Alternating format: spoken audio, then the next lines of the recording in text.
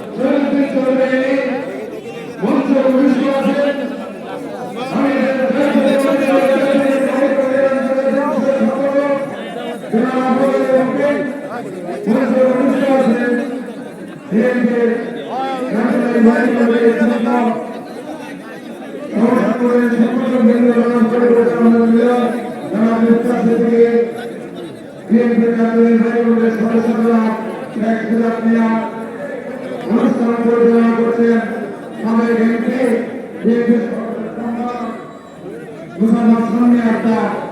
উপস্থিত হবিগঞ্জ জেলা উপজেলা ইউনিয়ন এবং বিভিন্ন অঞ্চলের বিএনপি ও সংগঠনের নেতৃবৃন্দ কর্মীবৃন্দ আপনারা সালাম শুভেচ্ছা গ্রহণ করুন। আমি আমার বক্তব্যের প্রথমে জুলাই আগস্টে যারা শহীদ হয়েছেন আত্মত্যাগ করেছেন তাদের আত্মার মাধ্যমে কামনা করে তাদের শ্রদ্ধার সাথে গ্রহণ করেন। আমি শ্রদ্ধার সাথে গ্রহণ করে বাংলাদেশের জাতীয়তাবাদী প্রতিষ্ঠাতা বীর মুক্তিযোদ্ধা স্বাধীনতার ঘোষক সফল রাষ্ট্রপতি শহীদ জিয়াউর রহমান বীর উত্তমকে আমি শ্রদ্ধার সাথে স্মরণ করি।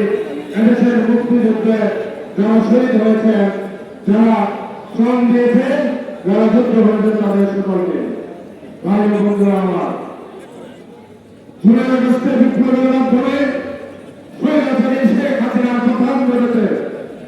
শেখ হাসিনার পতন ঘটার সাথে বাংলাদেশের অর্থনীতি দিয়েছে, পঙ্গু করে দিয়েছে, বাংলাদেশের ভোটাধিকার নষ্ট করে দিয়েছে, সে বাংলাদেশের শিক্ষা ব্যবস্থাকে ধ্বংস করেছে। সেই ধ্বংসস্তূপ থেকে পুনরুদ্ধার করার জন্য জনতা তারেক রহমান ৩১ দফা কর্মসূচি ঘোষণা করেছে। এই ৩১ দফা কর্মসূচি আজকের নতুন কর্মসূচি না। শহীদ রাষ্ট্রপতি জিয়াউর রহমান ১৯ দফা কর্মসূচির মাধ্যমে যে সংস্কার শুরু করেছিলেন তার ধারাবাহিকতায় বেগম জিয়া